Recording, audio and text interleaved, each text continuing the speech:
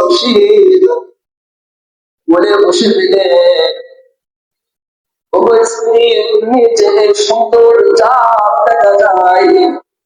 এই চাঁদের যে সুন্দর যদি তুমি নাও, তোমাকে আমি তারা প্রদান করলাম।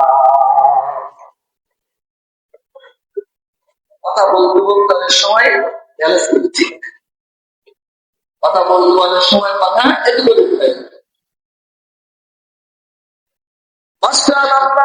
তোমার বসে বলে ফেলেছেন, ও তো বিবি এত সুন্দর চাঁদ দেখা যায়, এই চাঁদের যে সুন্দর যদি তুমি না আমি বর্ষা তোমাকে তালাক দিয়ে দিলাম, তোমার সাথে আমার আর কোনো সম্পর্ক থাকবে না। কথাটা বলার সাথে সাথে এবার বাদশার কল্পনা জল্পনা শুরু হয়ে গেছে। কারণ কি, বাদশাহ ছিলেন নামাজি, তার স্ত্রী ছিল নামাজি, দুইজন ধার্মিক। কথাটা যে হয়ে গেল, এবার সাথে সাথে বাদশাহ থেকে উঠে চলে যায়। বাদশাহ ডাকতে বলো, তোমার প্রাণ স্ত্রী কোথায় চলে যাচ্ছ? স্ত্রী দেখে বলতেছে, অবশ্যই আমার আপনি ঘোষণা দিয়েছে কথা বলতে বলতে তাদের যে সুন্দর যদি আমি না হয়ে আমি পালাম, সুতরাং এখন থেকে একটা কথা হলো আপনার সাথে বলা আমার যায়, একটা শব্দ আপনার সাথে বলা আমার যায়, একটা মুহূর্ত আপনার সাথে কাটানো আমার যায়।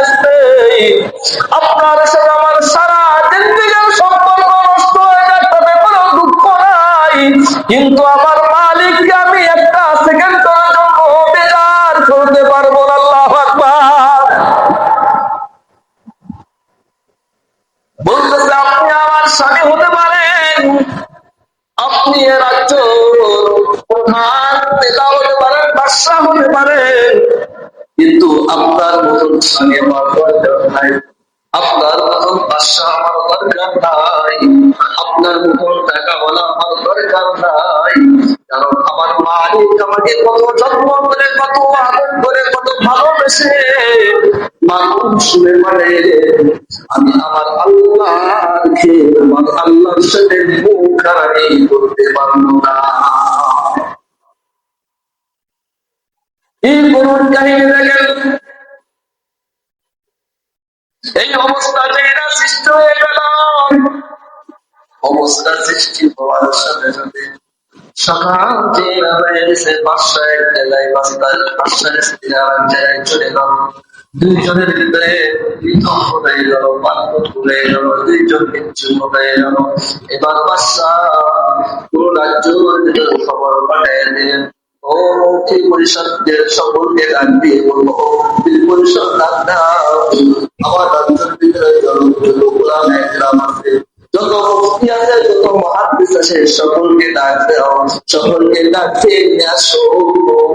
আমার একটা ভুল আমি করে বসছি, এই ভুলের সমাধান আমার যদি না হয়, আমার সারাটা জীবন কষ্ট দিয়ে কেটে যাবে। এই কষ্ট থেকে আমি বাঁচতে চাই, কারণ আমি আল্লাহকে ভয় করি, ওই আল্লাহর সাথে ডাক্তারি আমি করতে পারবো না। আজকে দেখেন, আমরা আল্লাহর ভয় করি, কিন্তু সময় আসলে তখন আল্লাহ আবার না উঠছে।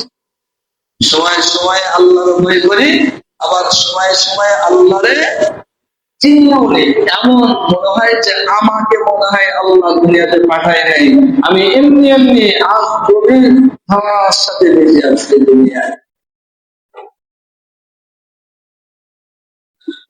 বাদশা হারুন আর-রশিদ আর স্ত্রী দুইজন জবাব দিয়ে দাও হয়ে গেল। এবার বাদশা পুরো এলাকার ভিতরে যেই না খবর পাঠিয়ে দিল, খবর দাও, খবর দাও, সমস্ত মুফতিদেরকে ভোট বসাতে বলো। সমস্ত মুফতিরা এবার ভোট বসানো শুরু করে দিলেন, সমস্ত উলামায়ে মুহাদ্দিস সকলে ভোট বসাই দিলেন। সকলে একমত হয়ে গেছে, বাদশাহ তারা প্রদান করেছেন, তারা সংকীর্ণ হয়ে গেছে, বাদশার সাথে তার স্ত্রীর কোনো সম্পর্ক থাকবে না। কারণ এই কারণে যদি এই মুহূর্তে একবার করে আমি গ্রহণ করলাম, যে মেয়ের সাথে যে ছেলের সাথে একটা সেকেন্ডের জন্য দেখা হারাম ছিল, ওই মেয়েটা কিন্তু এই শব্দটা বলার সাথে সাথে জায়েজ করে দেন কে? কে জায়েজ করেন? আল্লাহ। বলেন তো, আমার মেয়েকে, আমার বোনকে, তার সাথে জীবনে কোনো সময় দেখা হয় নাই, আমি যদি মানুষ হয়ে থাকি, আমার সামনে একটা ঘরে খোলা জায়গায় না, একটা ঘরের ভিতর আমার বোনের সাথে একটা লোক আছে, বলেন তো কোন পুরুষ এটা সহ্য করতে পারবে? কোন বাপ এটা সহ্য করতে পারবে যে আমার মেয়ের সাথে একটা ছেলে একটা ঘরে আছে, দুইজন? কোন বাবা কিন্তু এটা সহ্য করতে পারবে না, কোন ভাই এটা সহ্য করতে পারবে না। কিন্তু অপরিচিত একটা মানুষের সাথে যেই না এই বিধানটা চালু করে দেয়, আমি গ্রহণ করলাম, আমি গ্রহণ করলাম, আমি বিবাহকে গ্রহণ করে নিলাম, বলুন তো কোন বাপ কোনো ভাই আর ওইখানে কি কোন কথা বলার সুযোগ আছে? একটা কথা বলার দ্বারাই সব দুনিয়ার তার সাথে জীবনে কথাবার্তার জীবনে এক কথায় সব হয়ে গেছে। ঠিক একইভাবে যত সম্পর্ক মারামার থাক, যে একটা শব্দ মুখ পেশকে বের হয়ে যাবে, আগে তালাক দিয়ে দিলাম, আমি তোমাকে তালাক দিয়ে দিলাম, আমার থেকে বিচ্ছিন্ন করে দিলাম, এই শব্দটা বলতে দেরি হয়, জীবনের সমস্ত সম্পর্ক এক কথার ধ্বংস হয়ে যায়, এক কথার দ্বারা জীবনের সমস্ত চিন্তা বন্ধ হয়ে যায়। স্ত্রী আমার এত আদরের স্ত্রী বাদ হয়ে যাবে, আমার সন্তানাদেরা শুনতে পারবে না, তারপর আল্লাহর বিধান ওই বাসটাও আমাদের ভিতরে পড়ে গেলেন। এত কঠোর একটা কথা বলে ফেললাম, সমস্ত ওলামায়ে কেরাম যখন মুফতি একরাম বসেছেন, যে বাদশা আপনার বলেছেন চাঁদের চেয়ে সুন্দর যদি তার স্ত্রী না হয় তাহলে স্ত্রী তালাক, সুতরাং চাঁদের চেয়ে সুন্দর তো মানুষ হতে পারে না। বলেন তো কথা ভুল নাকি? চাঁদের চেয়ে সুন্দর মানুষ, এই কথা কি মানা যায়? চাঁদের চেয়ে সুন্দর মানুষ হতে পারে, চাঁদ তো চাঁদের মতো সুন্দর কেন? লক্ষ্য করে দেখেন, ইমামে আযম আবু হানিফা রাহমাতুল্লাহি আলাইহি, ইমামে আযম আবু হানিফা রাহমাতুল্লাহি আলাইহির ছোট্ট একজন শাগির্দ, যিনি ইমামে আবু হানিফা রাহমাতুল্লাহি আলাইহির দরবারে যাওয়া আসা করতেন, নাম তার মুহাম্মদ রাহমাতুল্লাহি আলাইহি। ইমাম মুহাম্মদ রাহমাতুল্লাহি আলাইহি অথবা ইমাম ইউসুফ রাহমাতুল্লাহি আলাইহি দুজনের হবে। ছোট্ট মানুষ, সমস্ত রাখলাম যখন বোধ বসায় তালাক সংকলিত হয়ে গেছে, বাচ্চার সাথে আর স্ত্রীর সাথে কোন সম্পর্ক আর নেই। সাথে সাথে ইমাম আবু হানিফা রাহমাতুল্লাহি আলাইহির সাথে ছোট্ট মানুষটাকে বলতেছে, আপনারা যদি কিছু না মনে করেন, আমি বলতে পারি বাদশাহ আপনার স্ত্রীর সাথে সম্পর্ক ঠিক আছে, তারা সংকলিত হয় না। সমস্ত মুফতিরা ফতোয়া দিছে তালাক হয়ে গেছে। আর ছোট্ট একটা বালক 10-12 বছর বয়স, তার সমাজে তোলা যায় না। আমরা অনেক সময় আমাদের ছোট্ট সোনামণিরা কথা বলতে মানতে চাইনি, আপনারা কথা বলেছে এখানে সে মাতার বাড়ি করিস, কিন্তু আল্লাহ পাক কার চেহারে কি বলেছে বোঝার কোন সুযোগ আছে? অনেক সময় বড় কাজ চাইছে না, বড়রা না পারে, ছোট্ট ছোট্ট মানুষের ভিতরে আল্লাহ পাক সেই বুঝটা দিয়ে দেয়। ঠিক তেমনি ভাবে সমস্ত মুফতিরা যখন ফেল হয়ে গেছে, বাদশার স্ত্রী তারা সংকল্প হয়ে গেছে, সমস্ত মুহাদ্দিস সমস্ত মুফাসসিরিন সকলে একমত বাদশার স্ত্রী তালাক হয়ে গেছে। এবার ওই ছোট্ট মাদ্রাসার ছাত্র মাত্র মাদ্রাসায় পড়াশোনা করে ওই ছেলেটা এই না বলেছে, আমি এর সমাধান দিয়ে দিব, বাদশার স্ত্রীর সাথে তারা সংগঠিত হয় নাই। বলতে দেরি হয়েছে, সমস্ত মানুষগুলো ক্ষিপ্ত হয়ে গেছে। ক্ষিপ্ত হওয়ার পরও কিছু মানুষ আবার কিন্তু বলে, কি বলতে শুনে নাও, তাই না? বলেন, আমাদের সমাজের মধ্যে আছে যে একদম অগ্রমন্ত্রিত লোক পেশার সাথে এসে কিছু বলতে চাইলে মানুষ মানতে চায় না, কিছু মানুষ বলে বড় তো অধিকার আছে, কিছু বলুক যদি পারে, বলো বাবা তোমার কি বলার ইচ্ছা আছে।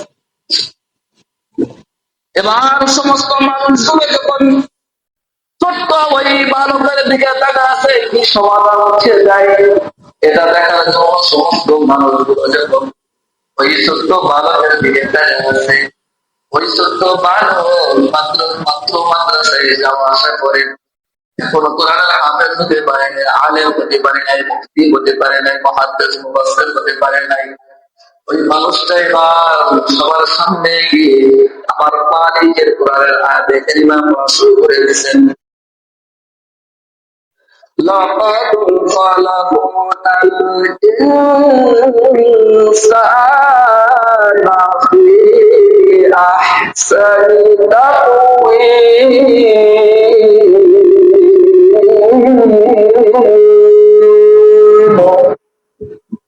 বলুন এই কথাটা কার? সবাই জোরে বলেন কার? আপনি আমি যে দামি, এই কথাটা হলো দামি। ছোট্ট বাচ্চা যেই না এই কোরআনের আয়াতে কারিমা তেলাওয়াত করে শোনায় দিলেন, লাকাদ খালাকনাল ইনসান, আল্লাহ রাব্বুল আলামিন জানায় দেয় লাকাদ খালাকনাল ইনসান, আমি আল্লাহ অবশ্যই তাকিদ দিয়ে বলতেছেন, আল্লাহ তাকিদ দিয়ে বলতেছেন। কথাটাকে আমরা যেমন তাকিদ কসম করি, আল্লাহর কসম, পিতা মাতার কসম, কসম খাই না, ঠিক আল্লাহ পাক এই আয়াতে তাকিদ দিচ্ছেন অবশ্যই। আল্লাহ রাব্বুল আলামিন লামে তাকিদ, এটা দুইটা তাকিদ একসাথে দিচ্ছেন, যারা মানুষ যে যেভাবে ব্যাখ্যা এই তাকিদকে যেন কোনো প্রকার সে সরাইতে না পারে। কোরআনে কারিম এত সুন্দর আলোচনা, দেখেন এত সুন্দর আলোচনা, যার উপরে আর আলোচনা হতে পারে না, এত সুন্দর ভাবে আল্লাহ পাক কোরআনে কারিমকে পাঠাইছেন আমাদের জন্য। আল্লাহ রাব্বুল আলামিন বলতেছেন লাকাদ অবশ্যই খালাকনাল ইনসান, আমি আল্লাহ মানুষকে সৃষ্টি করলাম, আমি আল্লাহ মানুষকে সৃষ্টি করলাম ফি আহসান, ফি আহসান মানে সৌন্দর্যের ভিতরে তাকওয়িম সর্বোচ্চ। আমি আল্লাহ দুনিয়ার ভিতরে যা কিছু সৃষ্টি করেছি, আমি আল্লাহ এই দুনিয়ার ভিতরে পাহাড় সৃষ্টি করেছি, আমি আল্লাহ দুনিয়ার ভিতরে গাছ গাছালি সৃষ্টি করেছি, আমি আল্লাহ গরু ছাগল পশু পাখি পতঙ্গ সৃষ্টি করেছি, আমি আল্লাহ আসমান সৃষ্টি করলাম এত সুন্দর কুটিবিহীন, আমি আল্লাহ আসমানকে তোমাদের সামনে সৃষ্টি করলাম, আমি আল্লাহ জমিনকে তোমাদের জন্য বিছানা রূপে ব্যবহার করে দিলাম, বিছানা বানায় দিলাম, আমি আল্লাহ ঘোষণা করে দিলাম এত সুন্দর সুন্দর সাপ তোমরা দেখো, এত সুন্দর সুন্দর